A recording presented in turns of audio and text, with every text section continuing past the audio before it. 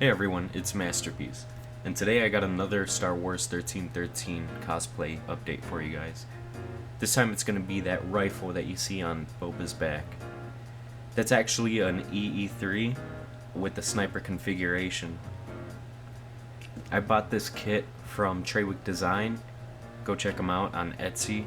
He was nice enough to try to make the rifle, and these are all the parts that are included in the kit. First, you want to start off with the stock. I like to start off with the hard parts. For me, it was definitely the stock just because, I really wanted to get that wood look, that wood grain look. So the goal here is to basically try to sand off all those layer lines.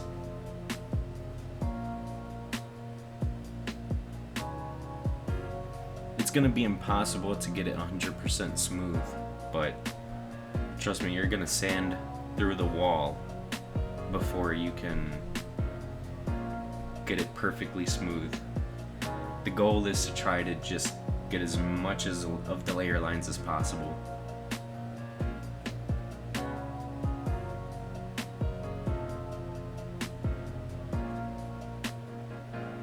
I probably ended up sanding maybe about three and a half hours of sanding the stock.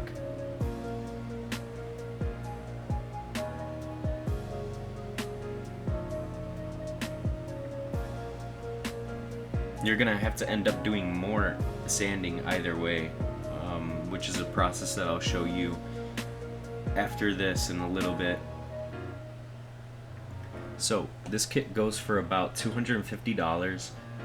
It's 53 inches in length once it's fully assembled. It has a spring-loaded trigger and hammer, spring-loaded barrel release, and also a hollow scope with acrylic lenses. This also does come with a metal inner pipe for the barrel, just to add some extra strength. It is a long rifle, so you want to make sure it's secured. So aside from being an EE-3, this rifle does have a name. Unfortunately, they didn't give it a name because this video game never ended up becoming a thing.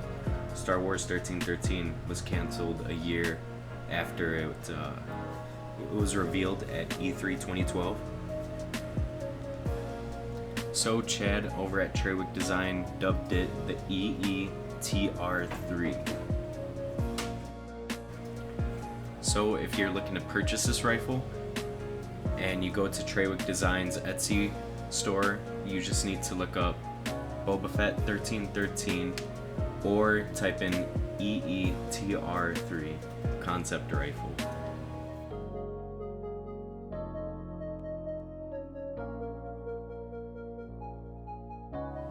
As the video goes on, I'll be showing you guys the spray paint I use, other materials that are important to assemble the rifle, and a time lapse of me actually putting the rifle together. I mentioned that I use a gloss and matte clear coat. It doesn't matter what brand you use. This isn't so much a video of you to follow along in your building process. It's more of a video of the steps I took to get the results that I got.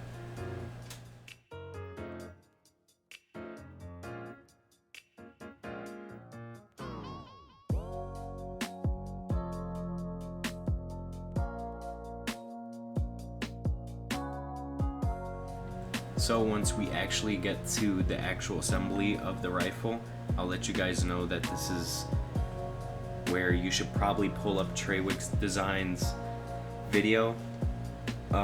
He goes really into depth on how to assemble the rifle and the necessary steps that you have to do. I would follow it to the T because he made the rifle. He knows how to assemble it. There were some parts that were a little confusing to me, but I trusted the process and it came out looking amazing. So Here's the end product of all the sanding that I did.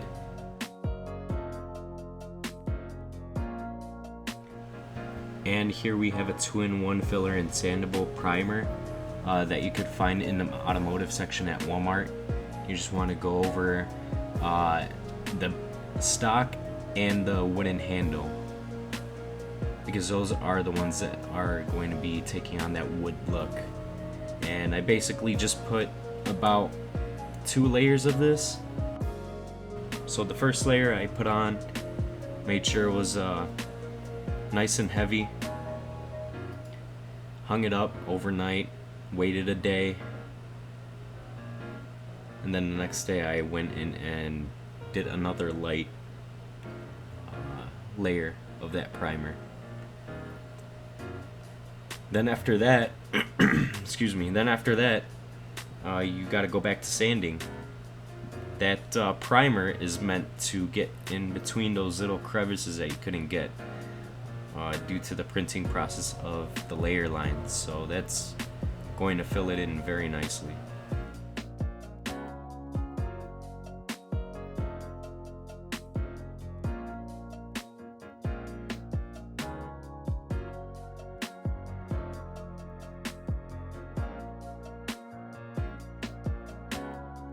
So meanwhile, while that primer is drying, I started coloring all the other little pieces. I used gunmetal gray for most of the pieces on the rifle. Then for the stock of the rifle, I used Rust-Oleum Satin Espresso Brown.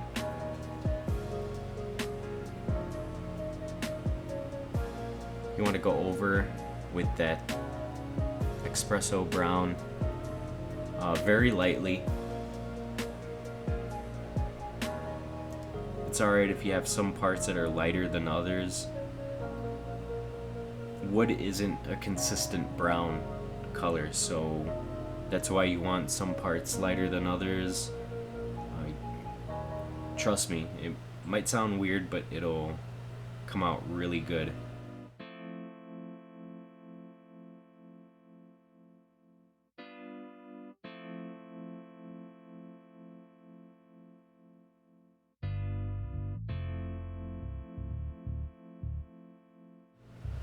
So once you hit the stock and the handle, you let that dry overnight.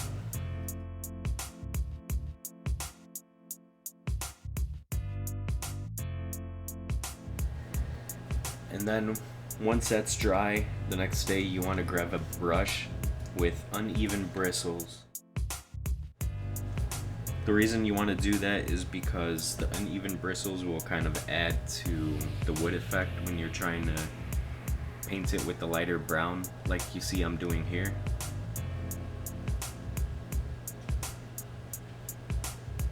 You just cover the ends of the bristles lightly.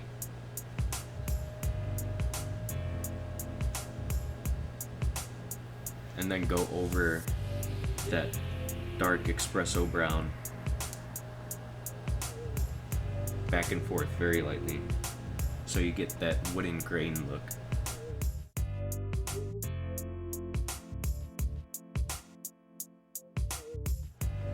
So if you don't have a brush with, uneven bristles, so to speak, you could just grab a brush that you don't really care about. Grab some scissors and trim the end of that brush in random places just so that you get a nice uneven surface.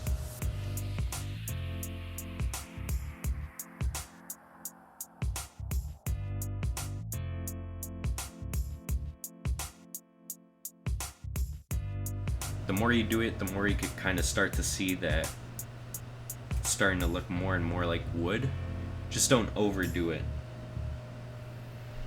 because you want it to look natural.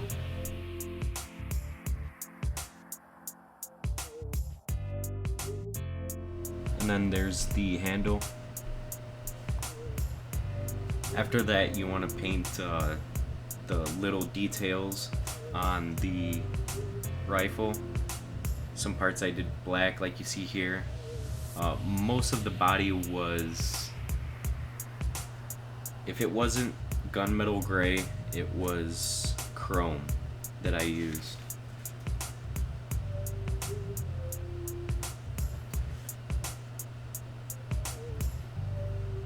Also, before I forget to mention, you want to hit the stock and the handle with a gloss coat, a clear gloss coat, once you get the streaks, the wooden grain streaks done.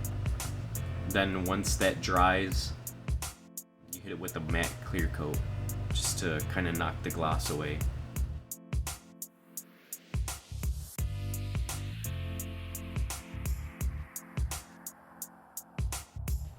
And now we'll start with the time lapse.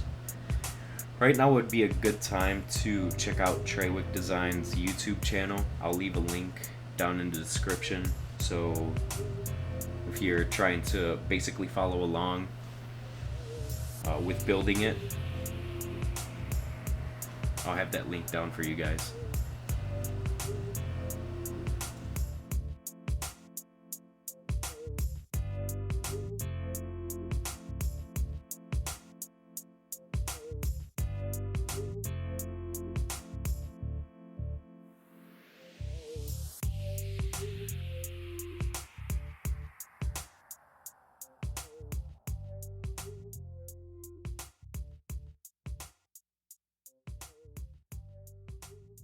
Alright, and here it is, the finished product. I think the stock and the handle came out pretty good. I think it all came out amazing.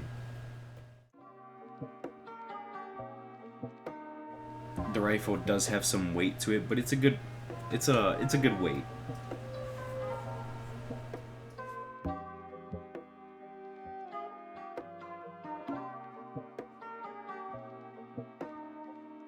The painting of the details isn't the greatest. I tried, but I still think it came out good. I am thinking of adding a red LED inside the scope. So I haven't installed the acrylic lenses in the stock yet, just because I wanted to make sure that if I do end up installing the red LED, you want to do that before you add the acrylic lenses.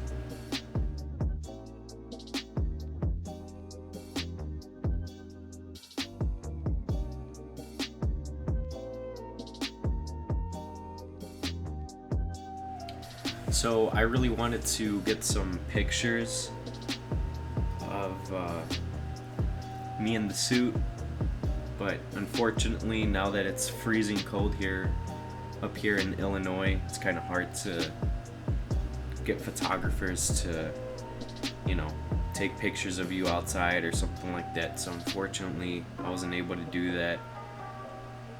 But at the next con, I think the next con near me will probably be in March, sometime in March, and then after that will be C2E2. So at those events I'll definitely be repping the Star Wars 1313 Boba Fett with the rifle and some other little minor adjustments that I did with the suit. And as you can see there, you can open up the chamber, add like one of the cylinders or something like that, pull the trigger, and then the hammer will go back to the home position. So this thing is a work of art. I absolutely love this rifle.